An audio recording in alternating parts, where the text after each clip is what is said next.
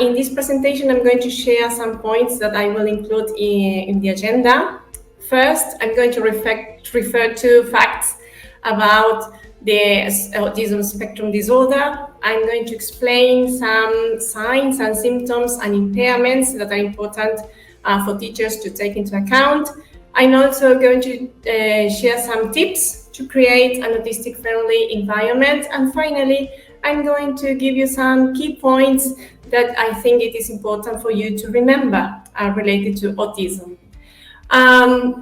Autism was referred to by the Diagnostic and Statistical Manual of Mental Disorders as a disorder, and it includes autism, Asperger's syndrome, childhood disintegrative disorder, and the pervasive developmental disorder not otherwise specified. This is the manual that psychiatrists use to diagnose people with this disorder. And Fritz and Hill give a more clear, I think, a clearer definition by saying that autism is a developmental disorder characterized by impaired social interaction and communication, as well as repetitive behaviors and restricted interests. The consequences of this disorder for everyday life adaptation are extremely variable and, of course, depends on the person that has the disorder. Following what the manual says, it states that there is an abnormal functioning in one area that might involve social interaction, social communicative language, or peer-related interactions that could be symbolic or imaginative. That means that a person may have impairments in only one area, and even though it is only one area, it will be diagnosed with autism. This word disorder is used by, as I mentioned before, psychiatrists, but other authors started using the word condition. So, is it a disorder or a condition? Well, it is a disorder, but because some people who suffer autism can change or improve their way of living in society, it is now better to be referred to as a condition because it can be changed or improved. These problems or issues that people have or may experience are related to language or the cognitive level, and the symptoms might be progressive or regressive. As regards language, people may not speak at all, autistic people, or they may speak isolated words, or they can be perfectly fluent. As regards the cognitive level, they can have an intellectual disability or an average intelligence, or they can also be gifted. That's why the autism is referred to as an spectrum, but this spectrum is not linear. There are some classifications, older classifications, talk about people as being less autistic or very autistic, but autism is not linear, and the areas that are affected by the disorder can be several. That's why people who have autism prefer not to be referred by having a high functioning adaptation to life or a low functioning, because those words are harmful and discriminatory. They want to be known as autistic people.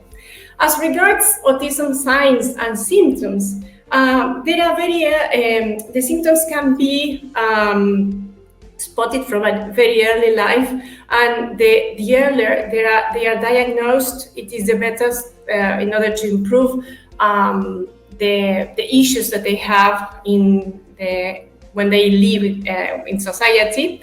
But I'm going to describe the ones that are started at the age of 3 onwards. The most noticeable are the following. They have a difficulty in keeping eye contact. They have very few body and facial gestures when they interact with other people. They have issues trying to socialize with others. They are not interested in sharing experience, which is very uncommon for children because they only want to talk about themselves. They have difficulties in participating in social activities in the family, for example, giving and taking objects or playing, and they have food selectivity. This is a problem for parents because they are selective as regards food, and that might be related to color or the texture or the taste of the food, so they don't eat whatever they are given. As regards speaking, most of them have a monotonous rhythm when they speak, and they don't have or they don't use variations of intonation. It is very difficult for them to start or maintain conversations. They tend to repeat routines, and they are very resistant to change those routines. It's very difficult for them to change their habits. They show repetitive movements like moving their hands, turning around, or swinging. They also tend to classify objects. They have this tendency to line up or pile objects up.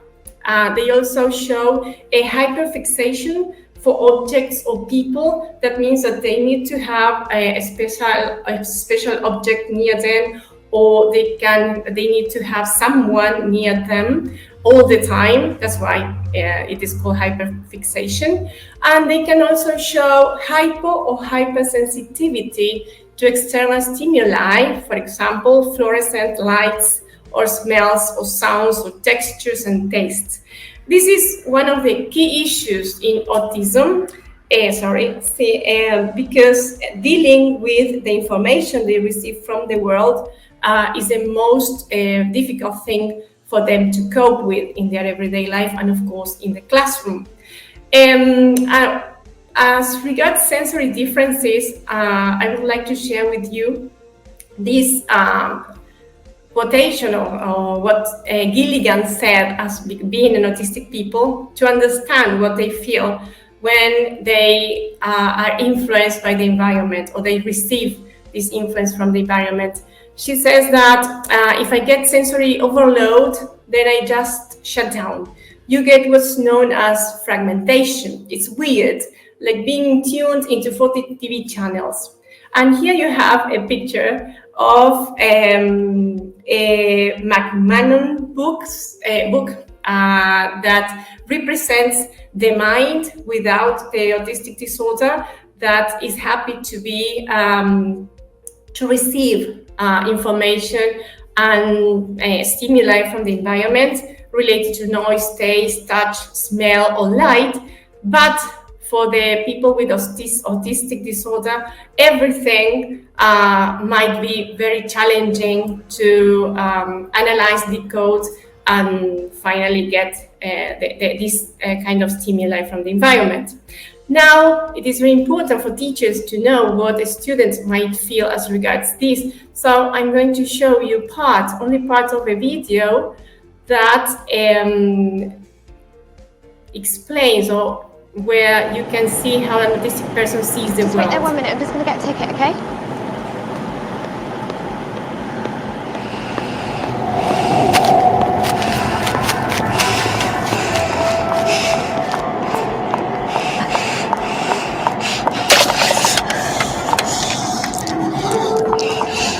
Alex,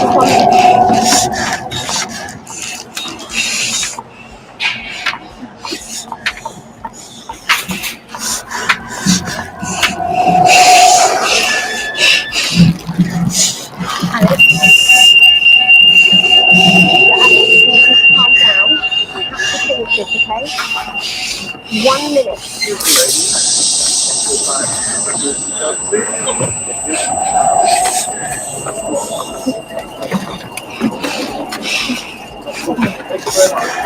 Calm down. I'm going to go home now. No.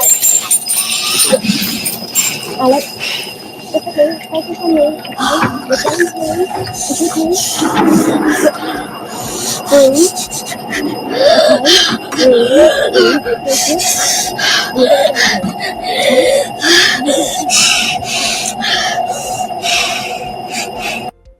That's the kind of fragmentation that the autistic person described before.